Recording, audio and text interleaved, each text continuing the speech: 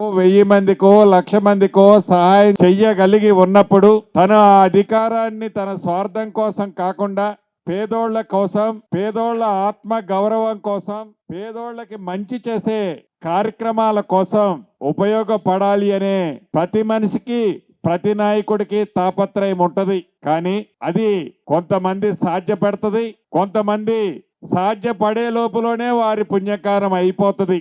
మీ అందరి చలవతో, మీ అందరి దీవెనలతో ఈ తెలంగాణ రాష్ట్రంలో పేదోడి ప్రభుత్వం ఇందిరమ్మ రాజ్యం వచ్చిన తర్వాత ఏవైతే గౌరవ ముఖ్యమంత్రి రేవంత్ రెడ్డి గారి నాయకత్వంలోని ఈ ప్రభుత్వం పేదోళ్ళకి మంచి చేయాలనే తాపత్రయపడే శాఖల్లో ఒక శాఖ అయిన ఈ ఇళ్ల కార్యక్రమం, హౌసింగ్ కార్యక్రమం శాఖ నాకు వచ్చింది.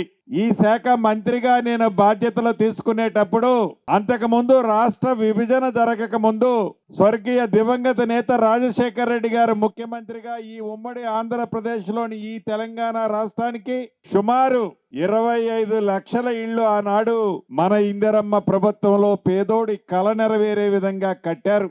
మళ్ళీ రాష్ట్ర విభజన జరిగిన తర్వాత 10 సంవత్సరాల పరిపాలనలో ఇల్లు కట్టడం అట్లా వదిలేయండి, ఆ డిపార్ట్మెంట్ ని ముక్కలుగా చిన్న చిన్న పీలికలుగా చీల్చి చెండాడి హౌసింగ్ డిపార్ట్మెంట్ అనేది లేకుండా ఆనాడు మహాప్రభు ఆ దొరవారు చేశారు. ఈ శాఖ మంత్రిగా నేను అయిన తర్వాత ఏవైతే వాగ్దానాలు చేశామో, ఏవైతే హామీలు ఇచ్చామో, ఇచ్చిన హామీలలో ఈ ఇందిరమ్మ ఇళ్ల కార్యక్రమం ప్రతిష్టాత్మకంగా పేదోడి కల నెరవేరే దాంట్లో భాగంగా ఇల్లంటే ఏదో పునాదులు తీసి 4 ఇనప సువ్వలు పెట్టి ఒక గంపడ కంకర, ఒక గంపడ ఇసుక, ఒక అరకట్ట సిమెంట్ వేసి కడితే ఇల్లు కాదు. ఒక 100 ఇటుకలు పెట్టి పేర్చి 2 దారబంధాలు పెట్టినంత మాత్రంలో అది ఇల్లు అయిపోదు. ఇల్లుకి అర్థం పేదవాడి ఆత్మ గౌరవం, పేదవాడికి ఒక భరోసా, పేదవాడికి ఒక ధైర్యం. ఆ ఇల్లు ఇవ్వాలని, ఆ పేదోడి భరోసాని భుజము తట్టి మేల్కొల్పాలని ఆనాటి ప్రబుద్ధులకి కనీసం జ్ఞానం లేదు. నిజంగా ఆ 10 సంవత్సరాలలో సంవత్సరానికి 1 లక్ష ఇళ్ళు పేదోళ్ళకి కట్టించుంటే ఆ 10 సంవత్సరాలలో ఆనాటి ధనిక తెలంగాణ రాష్ట్రంలో రాష్ట్ర వ్యాప్తంగా ఒక 10 లక్షల ఇళ్లు కట్టించి ఉండేవాళ్ళు. కానీ స్వార్థం కోసం కమిషన్లకి కకృతి పడి పేదవాడి ఆత్మ గౌరవానికి నేను మద్దతిస్తే, సాయం చేస్తే, పేదవాడికి భుజము తడితే దాంట్లో నాకొచ్చే లాభం ఏముంది, నాకొచ్చే కమిషన్ నాకు రాదు కదా అని కేవలం ధనార్జన కోసం, కేవలం కమిషన్ల కోసం ధనిక తెలంగాణ రాష్ట్రంలో ఫుల్లుగా డబ్బులున్నప్పుడు ఇళ్లు కట్టకుండా కమిషన్ల కోసం కాళేశ్వరం కట్టాలనే ఆలోచన వచ్చింది. ఆ కాళేశ్వరం ఫౌండేషన్ వేసింది వాళ్ళే, ఓపెనింగ్ చేసింది వాళ్ళే.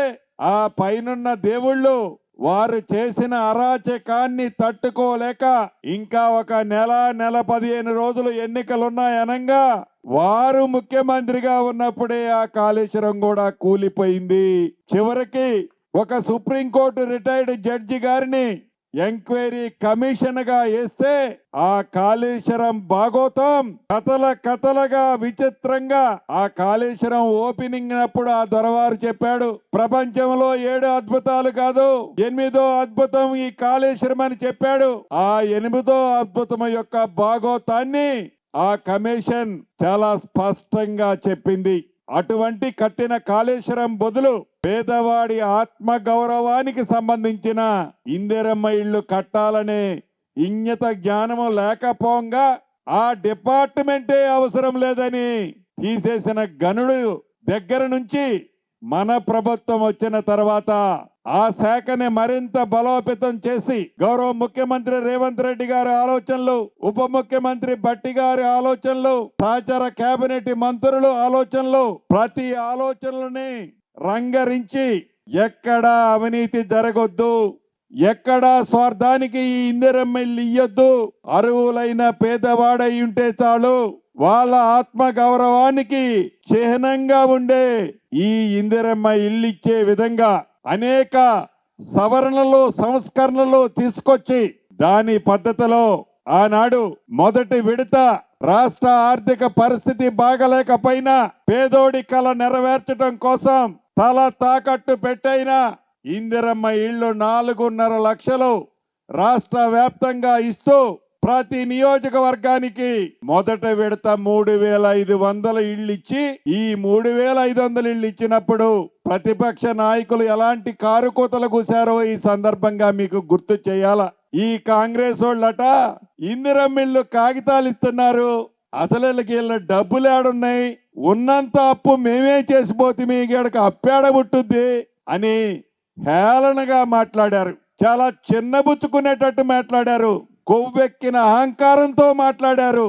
అయినా ఎక్కడా తొనగకుండా బెనకకుండా ఇచ్చిన మాట నెరవేర్చాలని తపనతో పేదోడి కల నెరవేర్చాలని ఆశయంతో ప్రతి సోమవారం రోజుకి 2 సార్లు మనం భోజనం చేసేది. ఒక పూట నాకు మిస్ అయినా పర్వాలేదు, ఇల్లు కట్టుకున్న పేదవాడు రాష్ట్రంలో ఎక్కడా ఇబ్బంది పడొద్దని ప్రతి సోమవారం వారి కట్టిన ఎత్తును బట్టి ఫౌండేషన్ అయినా స్లాబ్ లెవెల్ కట్టినా స్లాబ్ వేసినా గోప్రేషం పూర్తయినా అన్న మాట ప్రకారం ప్రతి సోమవారం నా పేదవాడి కల నెరవేరే దాంట్లో భాగంగా డబ్బులు కూడా వేస్తూ ఇదే నెల 3వ తారీఖు నాడు యథార్థంగా మన గ్రామానికే ముఖ్యమంత్రి గారు రావాల్సి ఉండే ఇందిరమ్మ ఇల్లు ఓపెనింగ్ కి, కానీ గిరిజన ప్రాంతంలో ఈ కార్యక్రమం చేయాలని పెద్దల సూచనలకు అనుగుణంగా అశ్వరాయపేట నియోజకవర్గంలోని చండ్రగొండ మండలంలో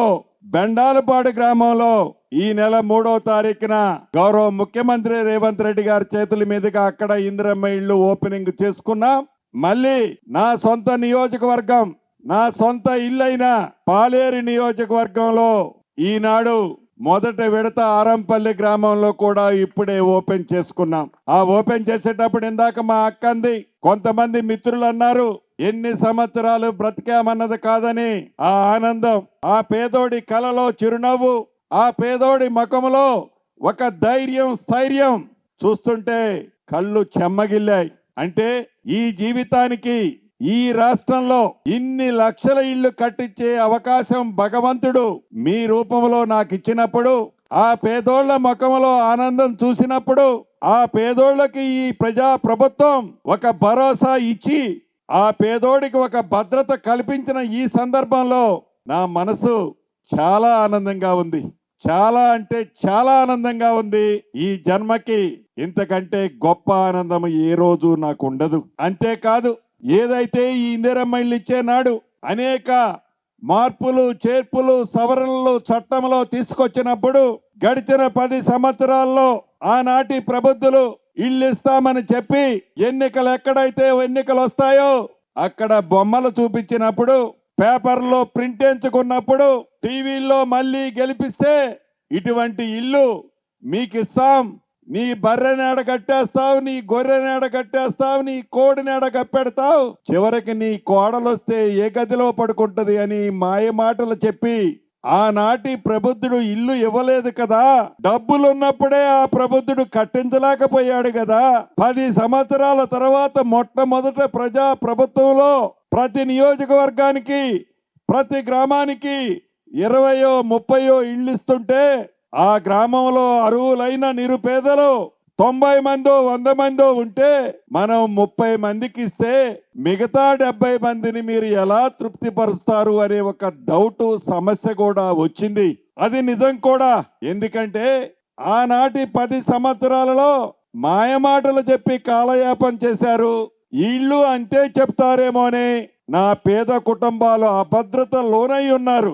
కానీ ఎవరికి అందని విధంగా పేదవాడి మనసులో ఈ ప్రజా ప్రభుత్వం, పేదోడు ప్రభుత్వం పూర్తి భద్రత కల్పించి వారిలో పూర్తిగా విశ్వాసాన్ని నింపిన తర్వాత అర్హులైన పేదవాళ్ళు గ్రామంలో ఉన్న ఇది ఒక్కసారిచ్చి ఈ ప్రభుత్వం చెయ్యి దులుపుకోదు.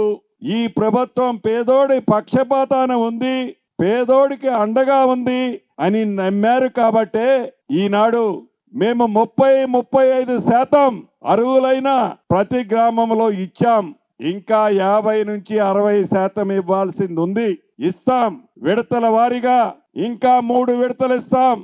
అర్హులైన ప్రతి పేదవాడికి ఇచ్చిన మాట ప్రకారం, నా ఆడబిడ్డలకి ఇచ్చిన ప్రతి మాట ప్రకారం తూచా తప్పకుండా ఇస్తామనే మేము చెప్పిన మాటను నమ్మి నా ఆడబిడ్డలు ఈ ప్రజా ప్రభుత్వాన్ని దీవిస్తున్నందుకు గౌరవ ముఖ్యమంత్రి గారి పక్షాన, ఈ రాష్ట్ర ప్రభుత్వ పక్షాన, రాష్ట్రంలో ఉండే నా ఆడబిడ్డలందరికీ మరొక్కసారి శిరస వంచి కృతజ్ఞతలు కూడా తెలియజేసుకుంటున్నాను. అంతేకాదు, ఇది మాటలు చెప్పి కాలయాపన చేసే ప్రభుత్వం కాదు. మాటలు చెప్పి మళ్ళీ చెయ్యిచ్చే ప్రభుత్వం కాదు. ఒకసారి మాట చెప్తే ఏవైతే సంక్షేమ కార్యక్రమాలు ఈనాడు పేదోళ్ళకి ఈ ఇందిరమ్మ ప్రభుత్వంలో అందిస్తున్నామో అందుట్లో నా పేద ఆడబిడ్డల ఇంటికి 200 యూనిట్లు ఉచిత కరెంటు కానీ, చాలా మంది ఆడబిడ్డలకి 500 రూపాయలకి గ్యాస్ మొద్దు ఇస్తూ ఇంకా అర్హులైన పేదవాళ్ళు ఉన్నారు, వాళ్ళకు కూడా ఇచ్చే కార్యక్రమం ఇస్తాం. అంతేకాదు, ఇంకా మొన్న ఉగాది నుంచి సన్న బియ్యం ఇస్తున్నాం. రైతును రాజు చేసే దాంట్లో కార్యక్రమంగా ఇందాక చైర్మన్ గారు నాగేశ్వరరావు గారు కోల్డ్ స్టోరేజ్ సుమారు 15 కోట్లతో శంకుస్థాపన చేశాం.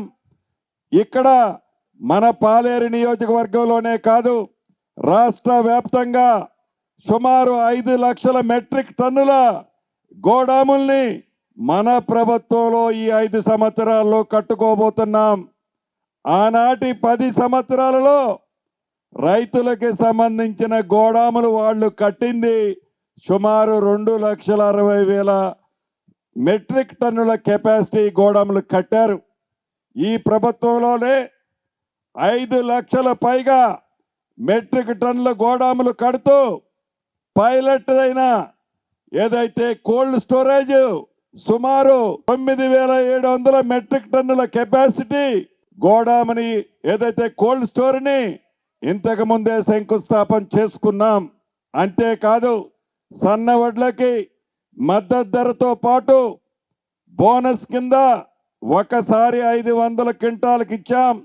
రెండవసారి కూడా రాబోయే కొద్ది రోజుల్లో వ్యాసంగ తీయబోతున్నాం.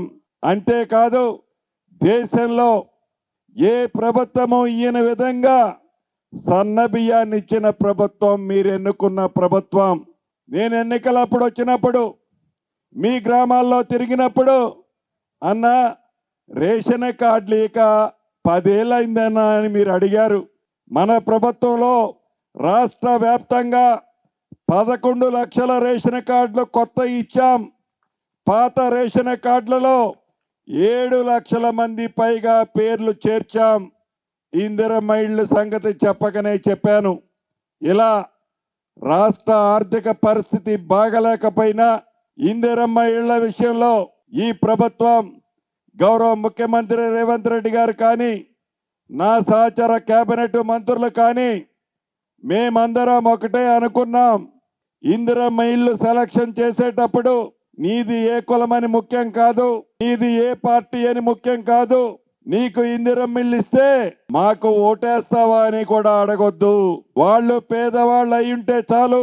పేదవాడి ఆత్మ గౌరవానికి చిహ్నంగా మనం ఇచ్చేది, వాళ్ళ ఆత్మ గౌరవానికి ఒక భద్రత భరోసా కల్పించేది ఈ ఇల్లు. కాబట్టి ఆ పద్ధతిలోనే రాజకీయ ప్రమేయం లేకుండా చిత్తశుద్ధితో ₹1 కూడా కమిషన్లు లేకుండా నిజాయితీతో మీ ప్రభుత్వం, మీరెన్నుకున్న ప్రభుత్వం, మీరు దీవించిన ప్రభుత్వం, గౌరవ ముఖ్యమంత్రి రేవంత్ రెడ్డి గారి నాయకత్వంలోని మనందర ప్రభుత్వం ఇందిరమ్మ ఇళ్ళు విషయం కాదు, అన్ని కార్యక్రమాలు భవిష్యత్తులో మీరు కోరుకున్న విధంగా పూర్తి చేస్తామని మనస్ఫూర్తిగా ఇక్కడున్న ఆడబిడ్డలతో పాటు రాష్ట్ర వ్యాప్తంగా ఉన్న నా కుటుంబ సభ్యులందరికీ పేరు పేరున